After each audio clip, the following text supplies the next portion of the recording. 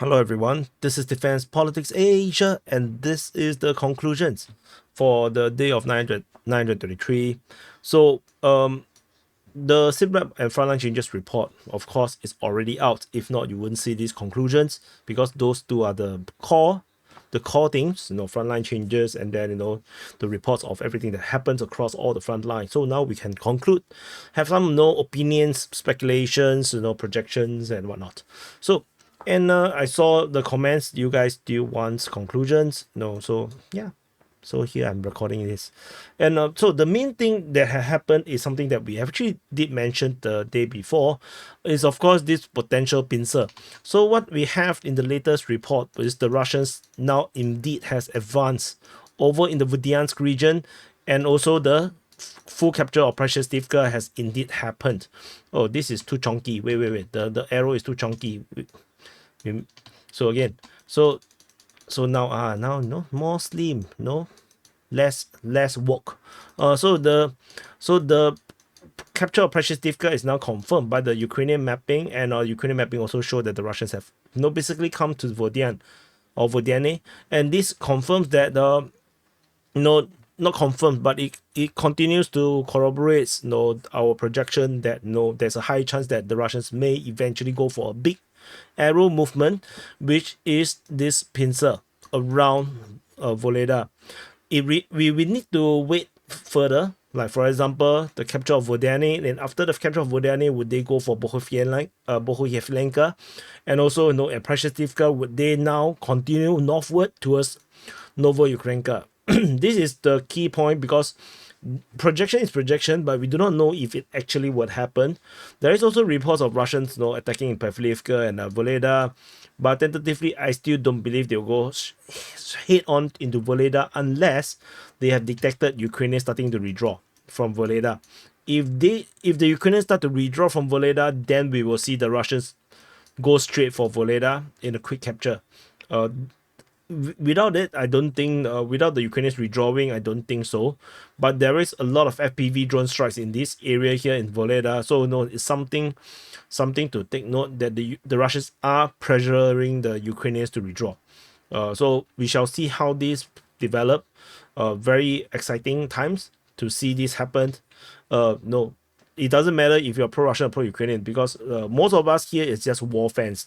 We are just watching this like football, right? So just I know. No, don't cope. I know what you're thinking. I spoke your mind, but you don't want to accept it. I understand. It's okay. You don't have to virtual signal. Nobody know who are you. Okay, so and then the other situation, of course, is the capture of Hailisnivka. I'm not going to repeat this again because this already mentioned twice in the Frontline Changes report and the SIPREP. But the general situation in the Pokrovsk front seems to be that the Ukrainians are on the counter. We have this geolocation of the Ukrainian tank firing at Russian forward position. A tank of the Ukrainian armed forces shelling the forward position of Russian armed forces. So the Ukrainian tank is here, and they are firing at the Russian forces that is currently over at Novoukrainka. So Ukrainian forces are definitely now defending. They have reinforced, and they're reacting to the Russian onslaught. They looks like the Ukrainians are under the pressure to not let Pokrovsk just fall so easily. I think the backlash even within the pro-Ukrainian community is too much. So I think they need to react to this.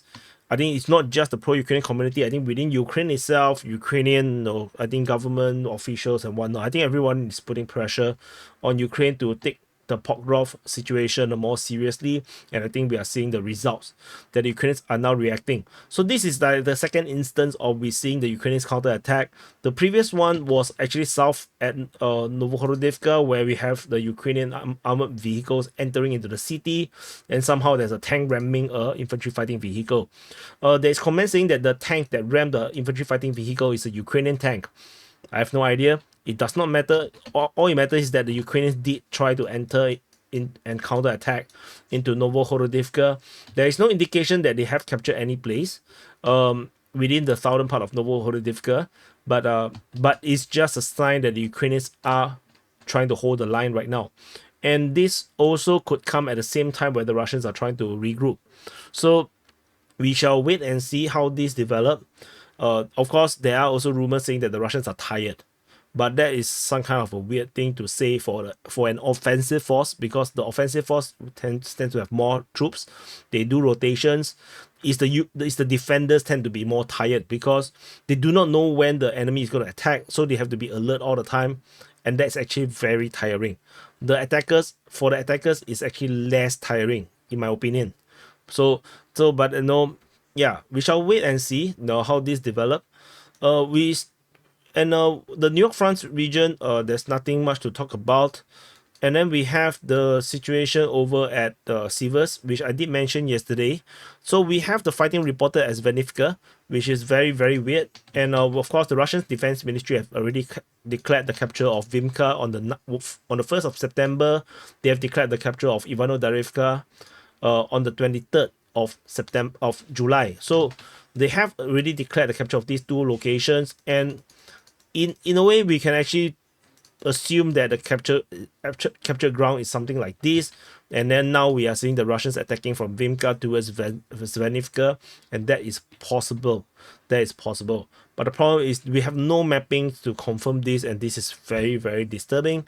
So that's the only thing that we can play with, is to look at these reports. And these are all Russian Defense Ministry reports.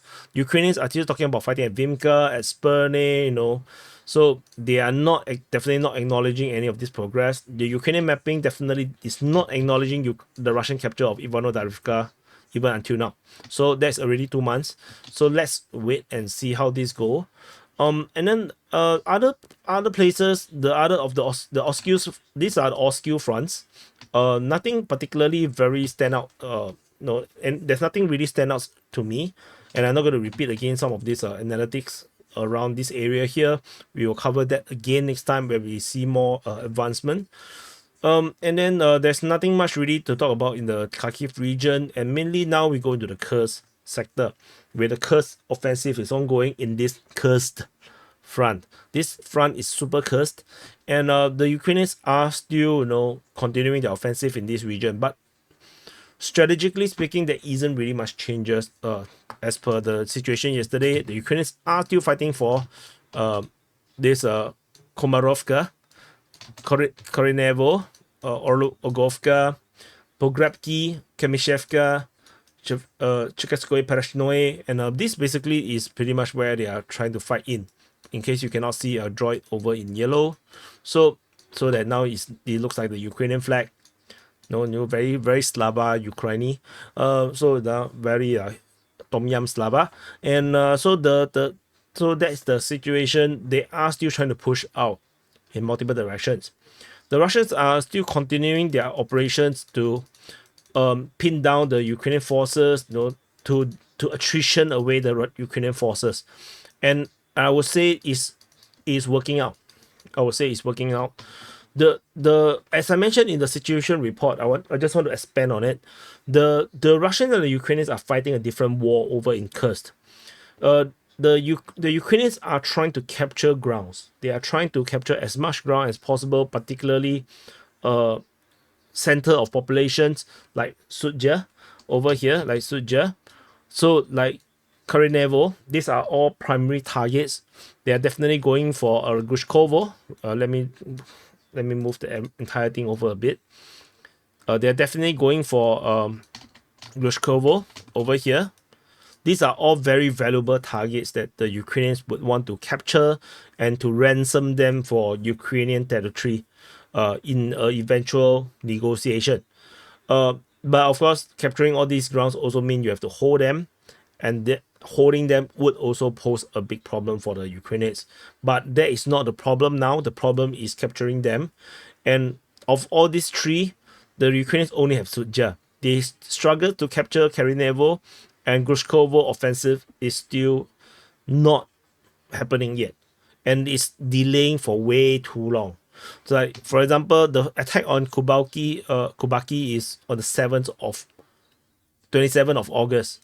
We are already like a week past that, and the Ukrainians still have not come up with a better idea on how to pincer this Grushkovo, and this is actually pretty bad.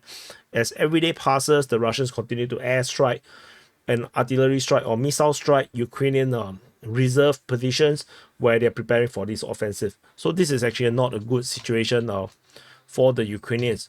Then and along the way, all these locations are continuing to be attritioned away by the Russians, because the Russians' objective is very different. Their aim is not to defend all the grounds at all costs, but their aim is to attrition the Ukrainians as much as possible.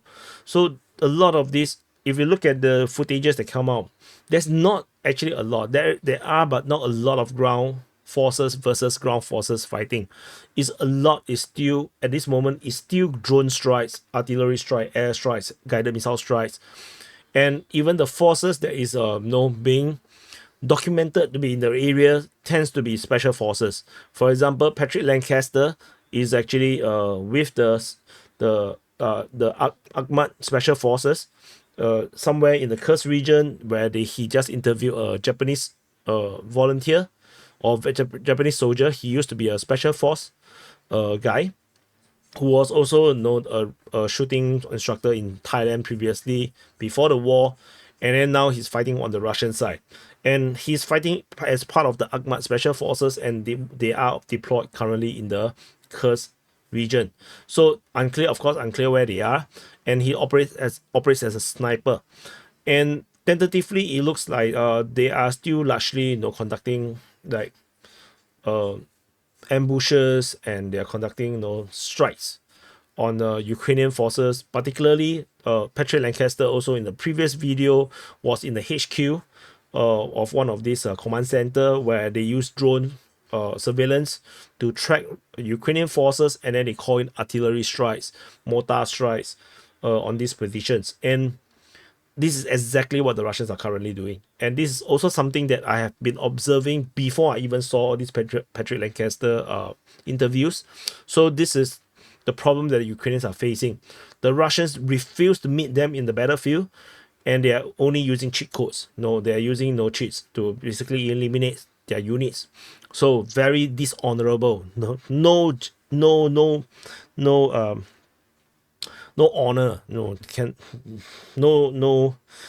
Like they can't fight clean. So disappointing. Indeed, the second strongest army in Russia.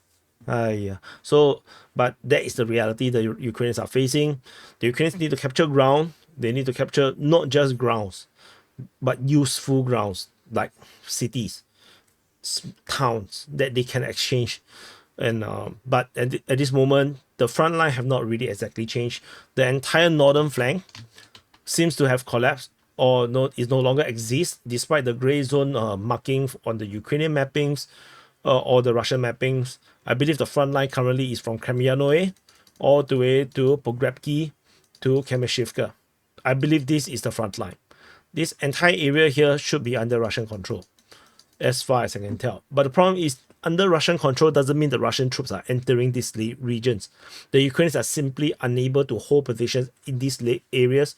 And like I mentioned, the Russians do not want to engage them on a ground-to-ground situation. They are still, just attritioning any Ukrainian forces that try to move further. And this is a headache. This is a big problem. And I'm not sure how the Ukrainians are going to resolve this, because to capture ground, you need to move in the troops. But when you move in the troops or move out of cover, then they get drone strike. They got artillery strikes when they go into cover. And how do you capture grounds in that kind of hostile situation remains to be seen.